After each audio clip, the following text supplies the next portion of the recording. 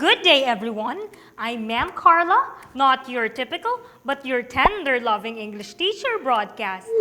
For today, we will discuss the different materials we can use to gather information, how to find information sources, and how to check the validity and reliability of these sources. Are you ready to learn all of these? Then fly in and join the fun in learning English. Start our lesson, let's warm up first. I will be asking you 3 questions, and let's see if you can guess the answers correctly. Are you ready? Good! Here's my first question. Do you know where to find information if you are asked to research about the life of our national hero, Dr. Josepe Rizal? Very good! You're correct! History books. Now, here's my second question. If we're looking for the meaning of a difficult word, what's the best source for this? Great!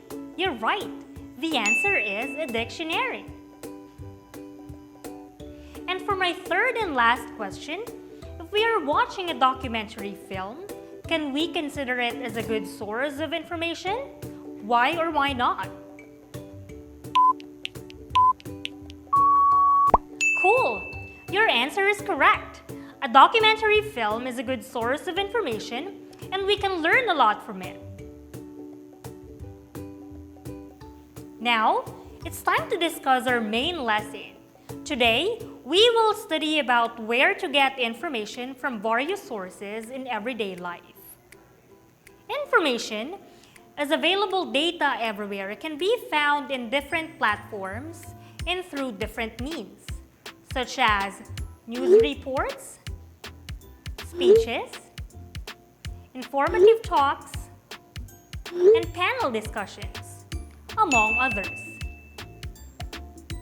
Knowing how to identify sources will help you understand what type of sources they are. As we know, in this era where social media, trending topics, and hashtags are in the spotlight, with cheap information available anytime and fake news spreading everywhere, getting valuable information from credible sources has been very difficult to do. Share them indiscriminately and unknowingly destroy other people's reputations, or worse, create fear in innocent people. To avoid a trap, an understanding of the various types of sources can come in handy. With this, you will be able to predict the form, context, and use of the type of information you encounter, and determine the relevance and its authenticity.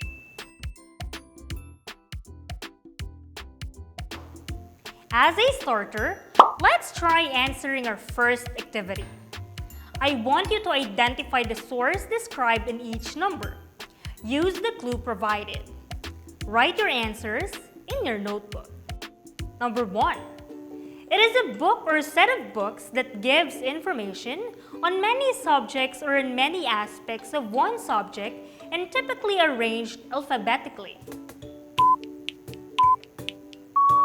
That's right! It is an encyclopedia. Number 2.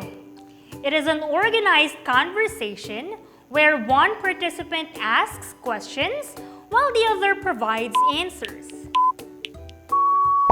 Correct! It is an interview. Number 3. It is a yearly address by the President of the Philippines to a joint session of the Congress of the Philippines that is usually delivered every 4th Monday of July.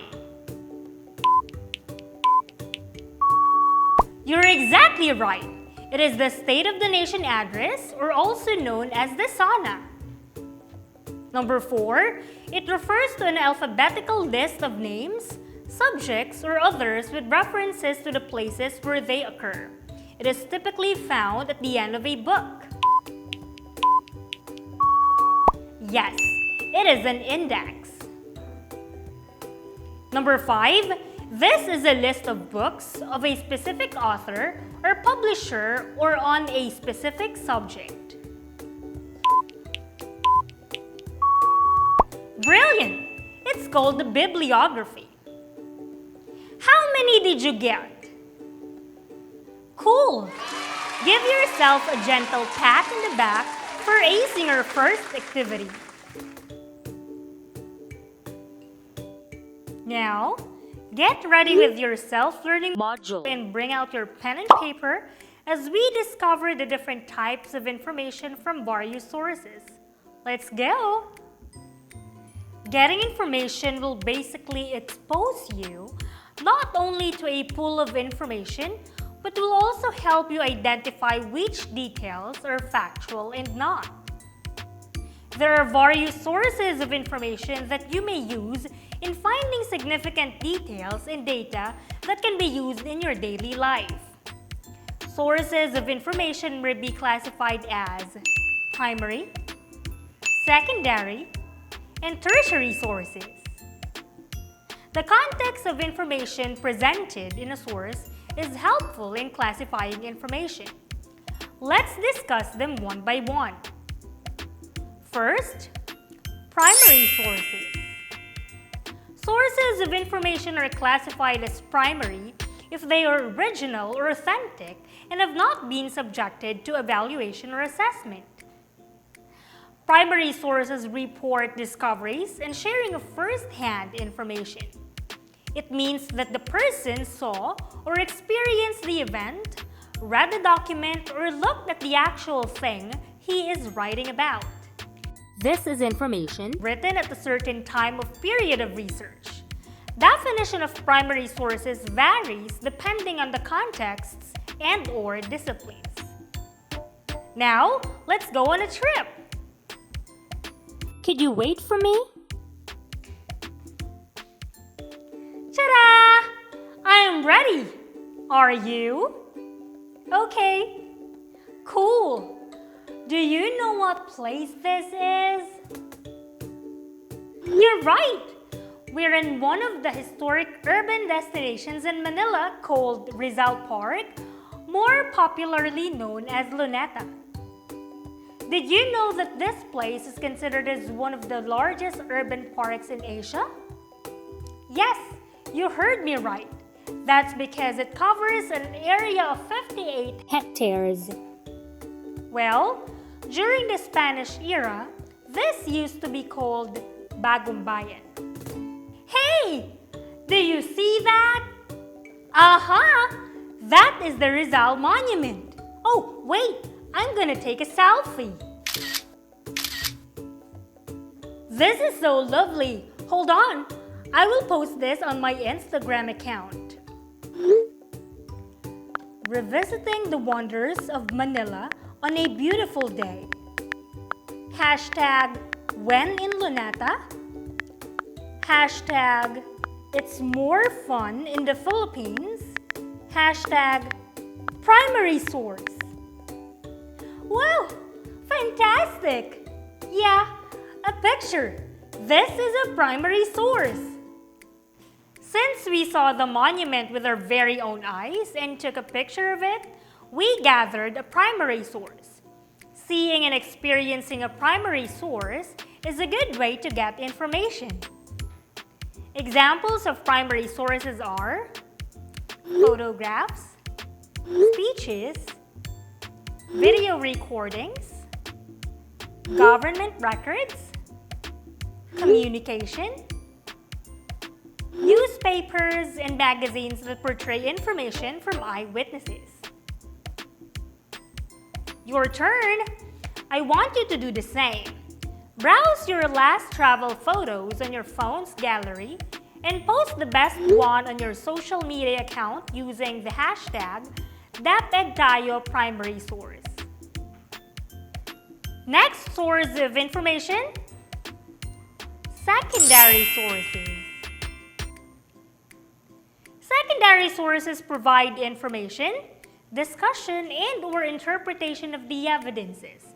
These are also information written by authors who did not personally witness the event or action. The definition of secondary sources varies depending on the contexts and/or disciplines. To better understand secondary sources, I want you to look at my picture and write something about it on a piece of paper. Can you guess how I felt during that trip? Or how many times I have been there? What about the place? What could you say about it? If you wrote, Ma'am Karla looks overjoyed during the trip. She has been to Luneta thrice, and Luneta is a beautiful and spacious historical park, then you're absolutely right.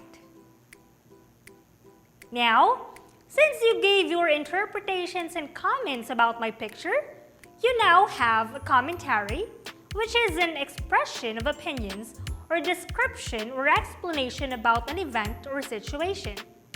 It is a secondary source. Examples of secondary sources are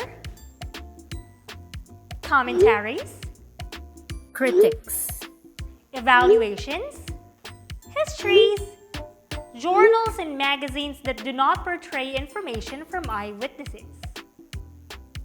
Lastly,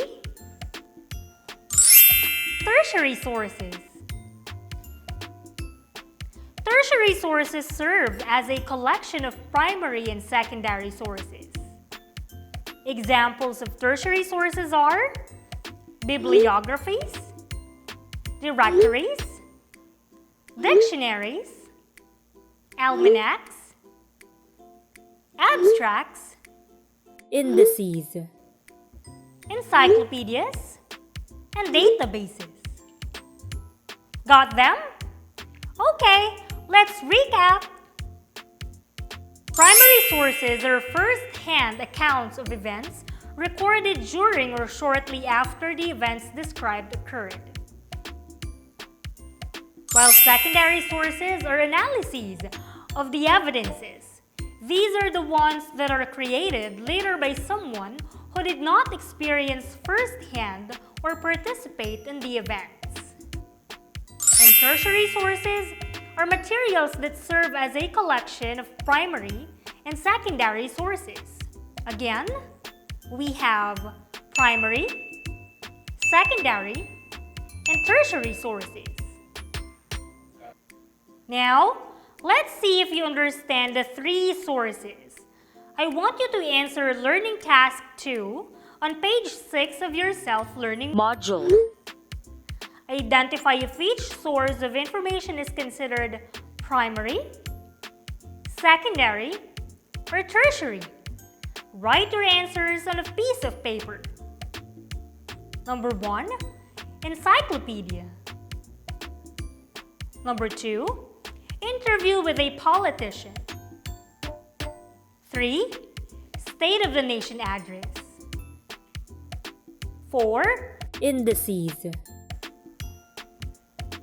5, bibliography. 6, history of Tayabas.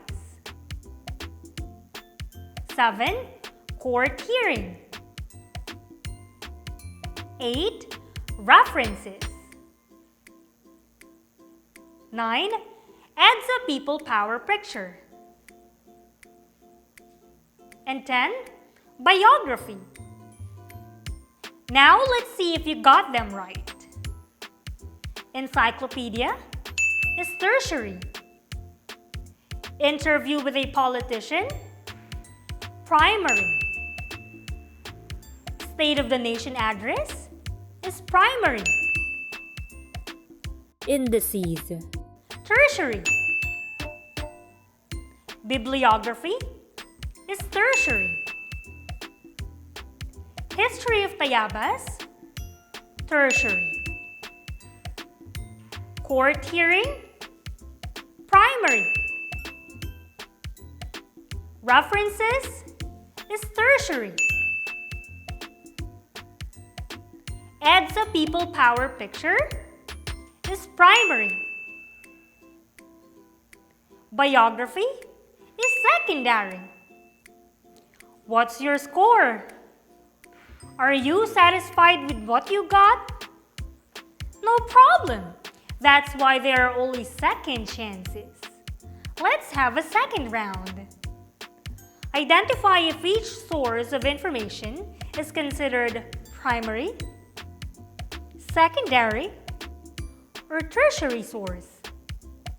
Don't forget to write it down on a piece of paper. Number 1, letter. 2, abstract. 3, dictionary. 4, autobiography of Benjamin Franklin. 5, CCTV footage. 6, glossary. 7, movie review. 8, greeting card. 9, almanac. And 10, diary. You have 10 seconds to finalize your answers.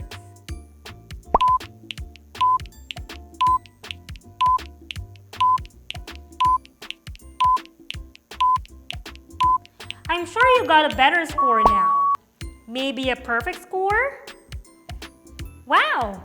You're undeniably impressive. Time's up! Let's check your answers. Number 1, letter, is primary. 2, abstract, tertiary. 3, dictionary, is tertiary. Number 4, autobiography of Benjamin Franklin, primary. Number 5, CCTV footage, primary. 6, glossary, tertiary. 7, movie review, secondary. 8, greeting card, primary. 9, almanac, is tertiary. 10, diary, primary. I'm sure you got a better score now. Maybe a perfect score? Wow! You are undeniably impressive.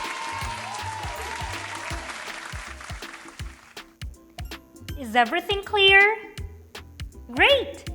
This time, let's work on learning task 4 on page 8 of your self-learning module. This activity is about Bliss Abraham Lincoln's The Gettysburg Address, which was delivered on November 19, 1863, at the official dedication ceremony for the National Cemetery of Gettysburg in Pennsylvania in the United States of America. He gave this speech exactly at one of the sites of the most unforgettable and significant battles of the American Civil War. This remarkable address was considered as one of the central speeches in American history. Fun fact! Abraham Lincoln was the 16th President of the United States. His presidency spanned for about 4 years only. That's from 1861 to 1865. He is known as the Great Emancipator because he preserved the Union during the American Civil War and brought the emancipation or freedom of the slaves. One of his famous lines is, "My concern is not whether God is on our side. My greatest concern is to be on God's side, for God is always right." He said this when a man called his attention during an interview and told him, "Mr. President, we trust during this time of trial in which the nation is engaged, God is on our side and will give us victory." Again, he replied, "My concern is not whether God is on our side. My greatest concern is to be on God's side, for God is always right." What does that mean? Lincoln's quotation reminds us that being on God's side is better than knowing that He is on our side. This means that if we are guided by God, we will extend His love to the world around us in the way we interact with people around us. We will love, forgive, and treat others fairly. And besides, since God is God, shouldn't we already know that He has promised That He will always be with us at all times? Now, let's read Blaise Abraham Lincoln's The Gettysburg Address. Then answer the questions that follow. Write your answers on a piece of paper.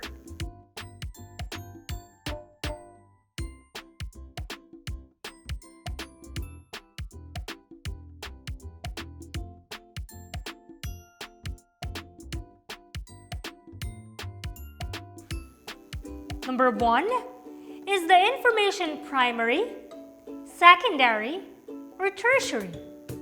Explain. Since the Gettysburg. address was written by Abraham Lincoln himself, this information is primary. Number 2, how many years do 87 years mean? 1 score is equivalent to 20 years, times 4 is 80. Therefore, 87 years is 87. Number 3, what do you think was the occasion being celebrated when Lincoln delivered this speech? Explain your answer.